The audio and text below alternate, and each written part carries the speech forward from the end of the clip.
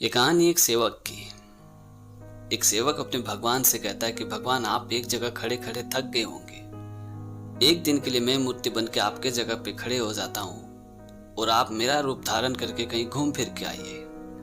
भगवान अपने सेवक की बात मान तो जाते हैं, पर उन्होंने एक शर्त रखी कि जो भी लोग प्रार्थना करने आए, तुम बस उसकी प्रार्थना चुपचाप सुन लेना, कुछ बोलना नहीं।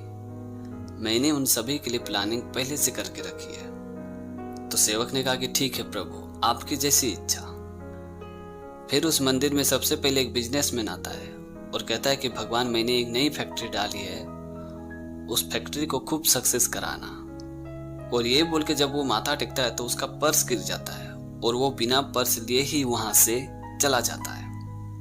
ये देख के वो सेवक बेचैन हो जाता है। वो सोचता है कि रोक कर बताएं कि उसका पर्स गिर गया है, लेकिन उसे भगवान की शर्त याद आ गई और वो चुपचाप रह गया।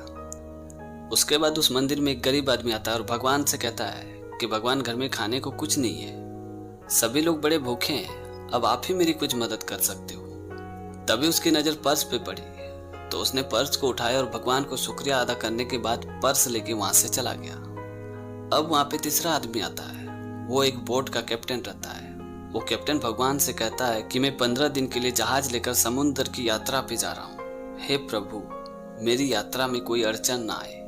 अभी वो कैप्टन प्रार्थना कर ही रहा था कि तभी अचानक पीछे से बिजनेसमैन पुलिस के साथ वहां आता है और कहता है कि मेरे बाद ये कैप्टन यहाँ आया था, इसी ने मेरा पर्स चुरा लिया है। तो पुलिस ने उस कैप्टन को जेल ले जाने लगा। तभी भगवान का सेवक बोल पड़ा कि आप लोगों को गलतफहमी हो गई है, पर्स इस कैप्टन ने नहीं बल्कि एक गरीब आदमी ने चुराया है। उस सेवक के स्टेटमेंट की वजह से पुलिस उस गरीब आदमी को पकड़ के सीधे जेल में डाल देती है। फिर रात के वक्त जब भगवान वापस लौट के मंदिर में आते हैं तो सेवक ने खुशी खुशी पूरा किस्सा भगवान को सुनाया। तभी भगवान ने कहा कि तुमने किसी का काम नहीं बनाया बल्कि और ज्यादा बिगाड़ दिया है। तो उस सेवक ने आश्चर्य होकर पूछा कि प्रभु, मैं कुछ समझा नहीं, आप जरा खुल के बताइए, आप कहना क्या चाहते हैं। तभी भगवान ने समझाते हुए सेवक से कहा कि वो व्यापारी गलत धंधा करता था। अगर उसका पर्स गिर भी गया तो उससे उसे कोई फर्क नहीं पड़ता था, बल्कि इससे उसके पाप थोड़े और कम हो जाते, क्योंकि वह पर्स गरीब इंसान को मिला था। पर्स के मिलने की वजह से उसके बच्चे भूखे नहीं मरते। और रही बात उस कैप्टन की, तो वो कैप्टन जिस यात्रा पे जा रहा था वहां तूफान आने वाला था। अगर वो जेल में रहता तो उसकी जान बच जाती, उसकी पत्नी विधवा नहीं होती, पर तुमने सब कुछ गड़बड़ कर दी। ये बात सुनते सेवक ने कहा कि आप सबके भले के बारे में सोचते हैं, हमसे भूल हो गई, हो सके तो मुझे माफ कर दीजिए। तो दोस्तों, छोटी सी कहानी में ये सिखाती कि कई बार हमारी भी लाइफ में ऐसी परेशानी आती है जब हमें लगता है कि मेरे साथ ही ऐसा क्यों हो रहा है, लेकिन इसके पीछे भगवान की पूरी प्लानिंग होती है। और जब भी कोई परेशानी आए तो उदास मत होना, सिर्फ इस कहानी को याद करना और सोचना कि जो भी होता है वो बिल्कुल अच्छे के लिए होता है। ये कहानी है संगत की। रोहन के स्कूल बैग से सिगरेट का पैकेट मिलते ही वर्मा जी अपनी पत्नी पे जोश जोश से बरसने लगे और कहने लगे कि देखा ना नौकर के संगत में रहने का नतीजा। इतना कहकर वर्मा जी अपने नौकर की ओर देखा और बोला कि अपने लड़के को रोहन से दूर रखो। अगर आज के बाद तुम्हारा लड़का रोहन के साथ दिखाई दिया तो तुम अपनी नौकरी से हाथ धो बैठोगे। वर्मा जी की ये बात सुनते रामदीन ने अपनी नजरें झुकाते हुए अपने लड़के को पकड़ के वहां से बाहर ले गया और अपने लड़के को डांटते हुए कहने लगा कि आज के बाद ना तो तुम रोहन से खेलोगे और ना ही उनसे मिलोगे।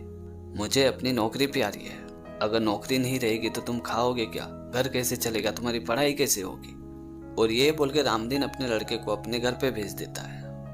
उसके बाद रामदीन का लड़का और रोहन एक दूसरे से मिलना जुलना बंद कर दिए थे और इस घटना को कई साल बीत चुका था। और एक दिन रामदीन मिठाई का डब्बा लेके वर्मा जी के घर पे पहुंचे और बड़े खुशी खुशी के साथ वर्मा जी को कहने लगे कि मालिक, मुंह मीठा कर लीजिए, मेरे लड़के ने आज यूपीएससी की परीक्षा पास कर ली है और मैं आपको बहुत बहुत धन्यवाद कहने आया हूँ कि अगर आपने उस दिन मेरे बेटे को रोहन से दूर रहने को नहीं कहा होता तो शायद आज मेरा बेटा यूपीएससी की परीक्षा पास नहीं कर पाता। ये बात सुनते वर्मा जी की आंखें शर्म से नीचे झुक गई और उन्होंने रामदीन से कुछ कहा नहीं। वो बहुत ही चिंता में थे, टेंशन में थे, बड़ी जल्दी में उन्हें कहीं जाने की थी। तो उन्होंने रामदीन से नजरें चुराते हुए कमरे से बाहर निकल गए। वो अपने बेटे से मिलने जा रहे थे जहां उनका बेटा रहता था, नशा मुक्ति केंद्र में। तो दोस्तों छोटी सी कहानी में ये सिखाती कि हम हमेशा अपनों की गलतियों को छुपाने की कोशिश करते हैं और सबसे बड़ी प्रॉब्लम की बात यह है कि उन गलतियों को सुधारने के बजाय उन गलतियों का इल्जाम हम दूसरे पे लगा देते हैं और इसी कारण से मामला सुलझने के जगह और ज्यादा उलझ जाती है। इसलिए बगैर देखे सुने किसी पे इल्जाम कभी ना लगाएं। तो दोस्तों आज की कहानी आपको कैसी लगी कमेंट करके ज़रूर बताना, और अगर आपने हमारे चैनल को अभी तक सब्सक्राइब नहीं किया तो प्लीज़ यार चैनल को सब्सक्राइब कर देना, क्योंकि इस तरह का कंटेंट मैं हमेशा अपने चैनल पे लाते रहता हूँ। तो आज के लिए इतना ही, मिलते अगले वीडियो में एक नई टॉपिक के साथ, एक नई कहानी के साथ। तब तक के लिए जय हिंद, वंदे मातरम।